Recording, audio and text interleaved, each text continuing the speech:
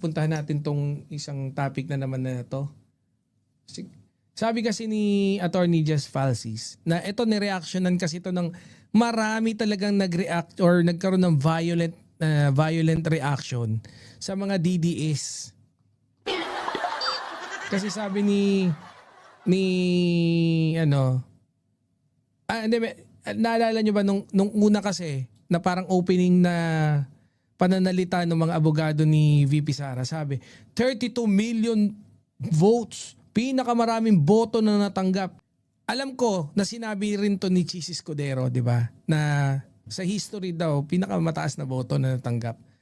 No, so then hindi ko naman sinasabi na sinusugan ni Attorney Narvasa, pero ganun kasi nasa parang yung sinabi niya yung sa manifestation niya doon sa plenaryo nung day 1 ata yon na kahit ilan yung sama-sama na yung nag-impeach kasi, 'di ba?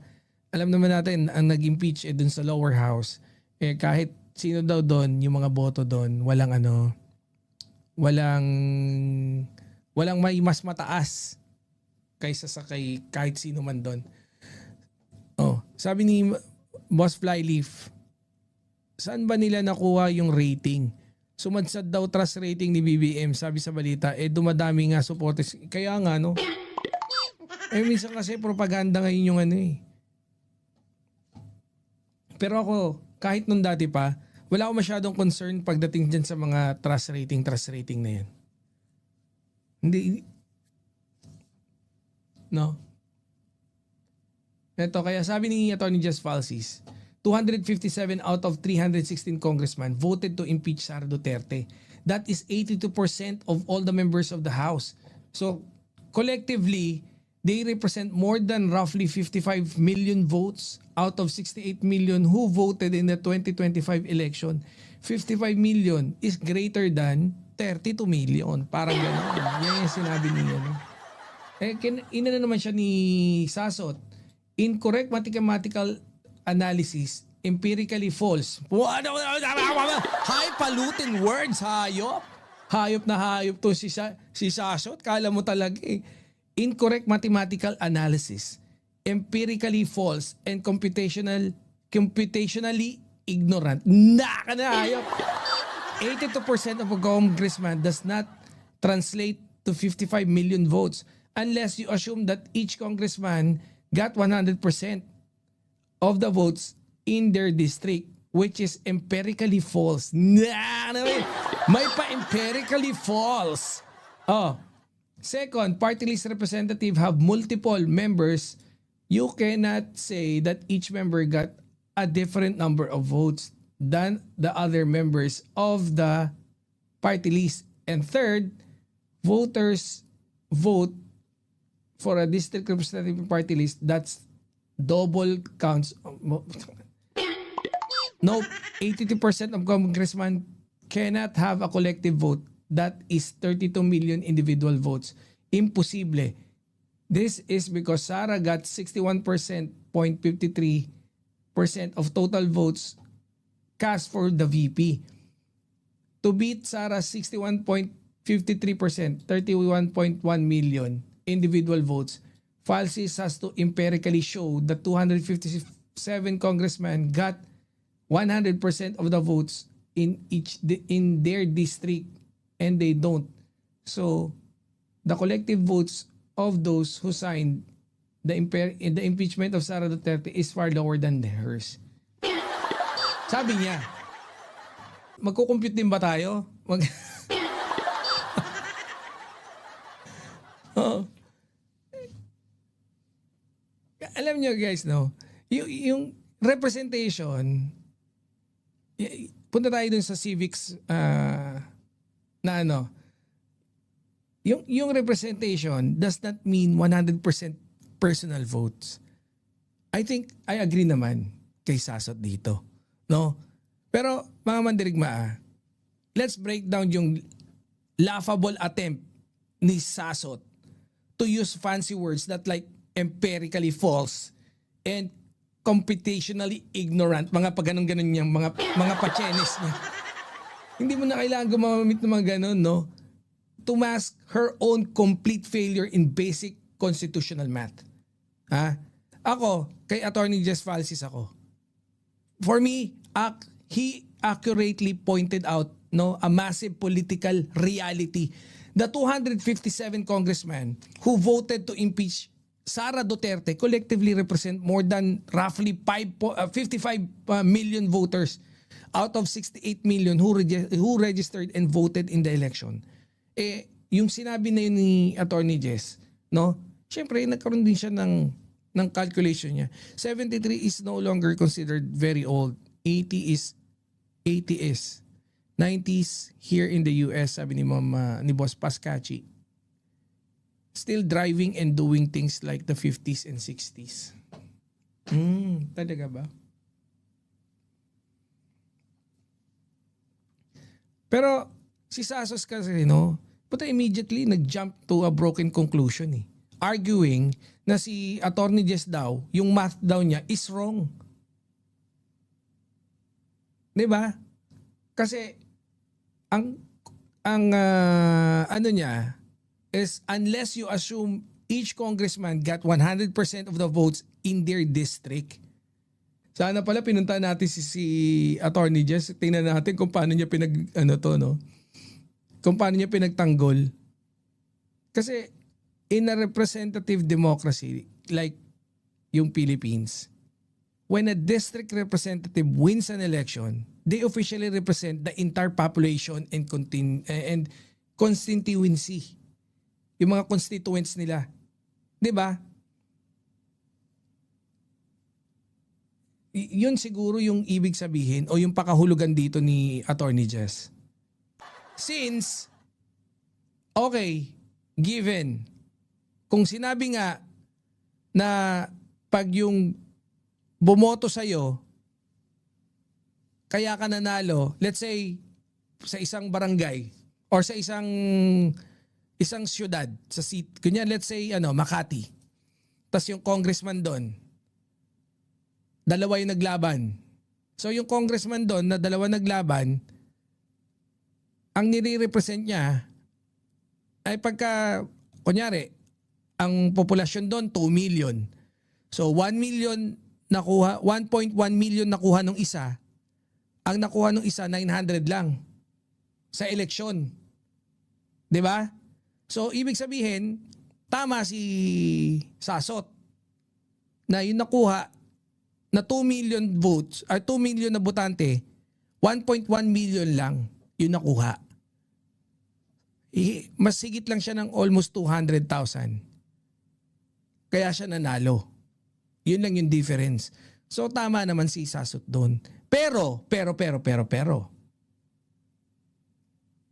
Pagkatapos ng eleksyon, yung congressman na nanalo ba, congressman lang siya nung 1.1 million? Hindi ba't congressman din siya nung buong 2 million?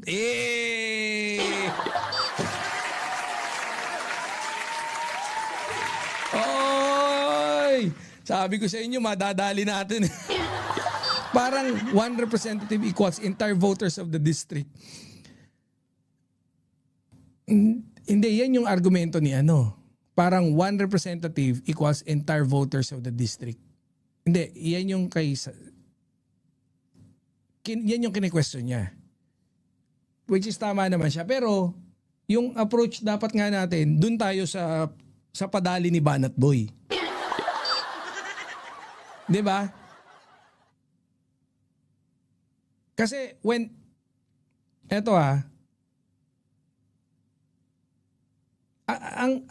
talaga officially nare-represent nila, syempre yung entire population nung syudad nila. They are not representing yung mga bumoto lang sa kanila. Di ba? Hindi ganun eh. Kaya when 82% of the House of Representatives, House of Representatives, na bumoto para i-impeach si Sara Duterte, they are exercising the sovereign will of the collective constituency, that encompass those 55 million voters. Kaya to say they only represent their winning margin is a direct insult to the Philippine Constitution. Patay ka!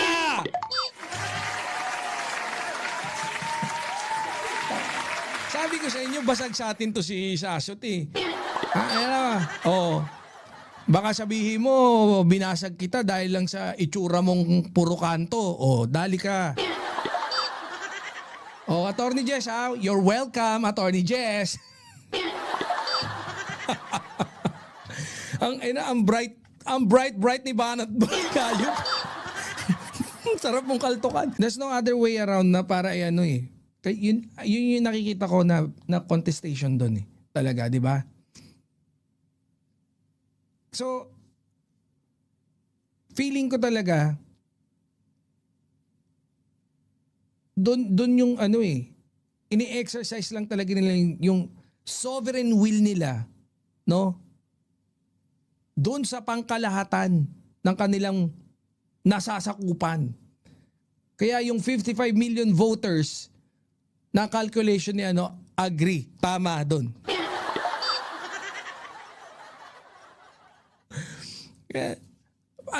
Syempre, mathematical reconstruction yun nung district formula ni Attorney Jess Valsis. Palakpakan naman dyan.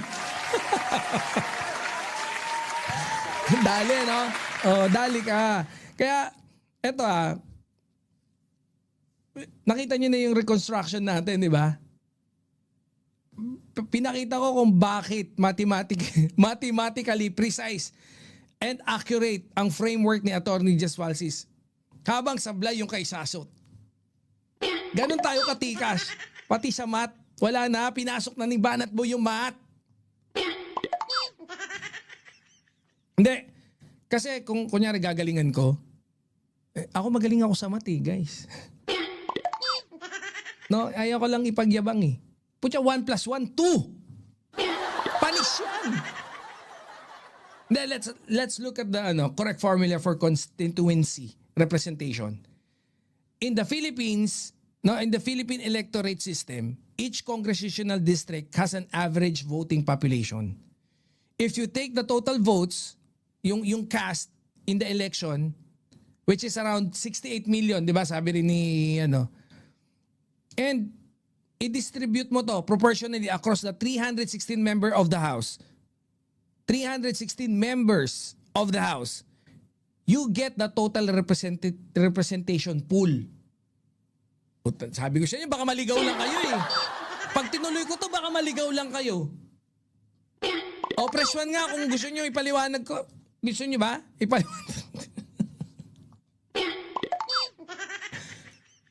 Magaling ako sa math, Brad. Hindi ko lang pinagyayabang. Yun eh. Pag kinuha mo talaga yung total vote cast nung isang eleksyon, 68 million. Di ba? Tapos, proportionally, i-distribute mo dun sa 316 members. Yun yung pinaka-total na representation. So, yun dun natin kukunin. When you multiply this representation index by 257 congressmen who voted yes to the impeachment, tingnan nyo yung undeniable mathematical result. 257 times 215, 215,189, 55, talagang yun ang kalalabasan. 55 million. Wala na, putya, ako pa ba naman? Per district is 215,000. 215,000 plus each, 'di ba? Each representative. Ngayon, yung 215,000 pag minultiply mo ng 257, 55 million talaga yung lalabas. 'Di ba? Eto ipaparinig ko Pupunta natin si Secretary Bembang. Baka hindi pa kayo maniwala. Oy! Secretary Bembang, are you there? Oy, Banat Boy, na-miss kita. Ano atin? Hindi, kasi meron kaming computation dito. Medyo nahihirapan ako. Sige, ipaliwanag mo lang dahan-dahan, tapos tutulungan kitang ayusin yung computation. Ano ba? Sige, papaliwanag ko sa'yo. If you take a total votes, Cass, in the election, which is around, let's say, 68 million, no? And distribute mo Oo. to proportionally across 316 members of the House of Representatives. Gets mo? Oo nga, gets ko. Yung 68 million na total votes, tapos hahatiin mo yan sa 316 na members, 'di ba? Oh. Sige, tuloy mo lang yung thought mo kung So, saan mo gustong dalhin. kung yung X is equals to total House seats, total nation, tapos yung total nation electorate equals 300, ilan ba to? Ilan yung lalabas? So, Sandali. kasi ang pumapatak, ilang voters per district ang pumapatak? Kung pantay ang hatian ng 68 million sa 316 seats, lalabas mga 215,191 voters per seat as a straight average. Okay, hold that thought ha. So, i-multiply mo siya kasi yung bumoto ng impeachment, 257. Aha. Sandali, kukomputin ko lang. So kung 257 na members times 215,191, lalabas nasa 55.3 million voters ang theoretical na kinakatawan nila base sa average na yan.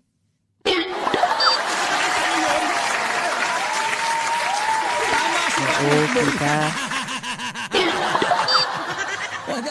You're welcome, Attorney Jess Valsis. You're welcome. Sige, kung may gusto ka pang i-double check sa numbers, andito lang ako. Wala na. Andiyan ka pa pala. Andiyan ka pa pala. Oo! Oh. Nakikinig lang ako. Sige, mamaya tatawagin ulit kita. Thank you, Secretary Bembang.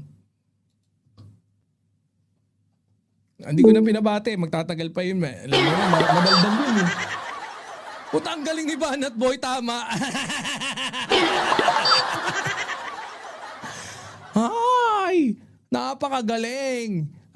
Papiloso po pa yun, no? Paano kung sineryoso ko na yung mathematics natin dyan? Putya, baka nahimatay na kayo dyan.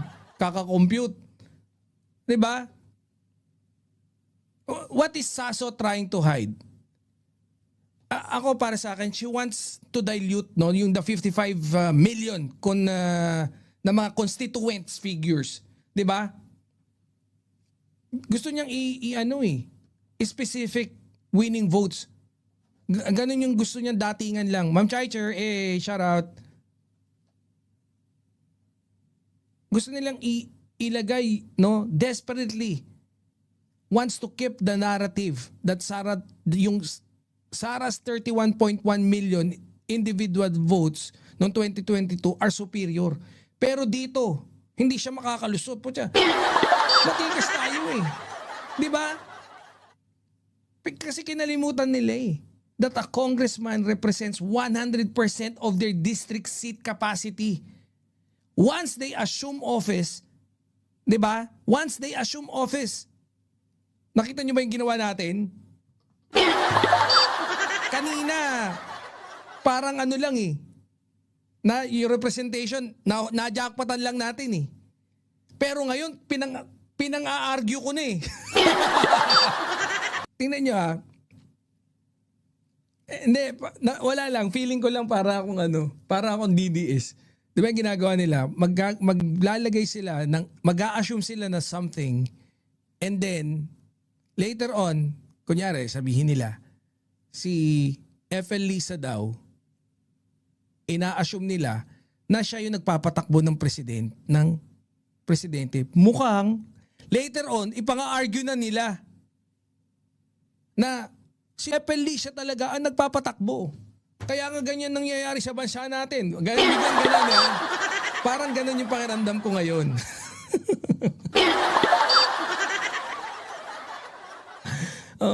Kaya sa akin si Attorney Jess, yung calculation niya accurately measure the scope of democratic representation. That yung na yung mga congressmen na nagre-represent, yung bumoto sa kanila, yung bumoto ng impeachment. So, yun nga eh. Representative talaga yun. Rekta-rekta yun. Feeling ko, yung 55 million, they turned, no, it's back on Sara Duterte. Hindi, ang gustong palabasin ni Sasot nga, wala lang. Nakita mo naman, ayan gusto lang niyang gumamit ng mga highfalutin words eh. Pero pagka dinisect na natin yung mga pinagsasabi niya, wala. No? Dinismantle natin siya rito. Yung desperate niyang second and third arguments regarding dun sa party list representative, 'di ba? Yung double counting of votes, wala. Dali sa atin 'yun. Yung pino-point out niya na not necessarily na nakuha niya yung 100% vote at saka yung bakit mo bibilangin sa ganito yung boto ng iba. Yung representation natin yun, dali siya ron eh. Dali talaga siya ron. Ang sabi niya, yung mga voters kasi daw, no, na nagcast ng ballots for both a district representative and a party list. No, pag binilang mo daw yun together, ang pong lumalabas, nagkakaroon ng double counting. Kaya daw, 55 million figure is impossible. Pero kung tutusin, this is another logic failure eh. Kasi si Attorney Falsis is not adding district votes to party list votes, no, para i-inflate yung numbers. He is looking at the total electorate pool covered by the sitting lawmakers who signed the impeachment. Yun yung tingin ko eh. Kaya dito pumapasok yung di ba, malaking tanong eh. Bakit ang galing ni Banat Boy?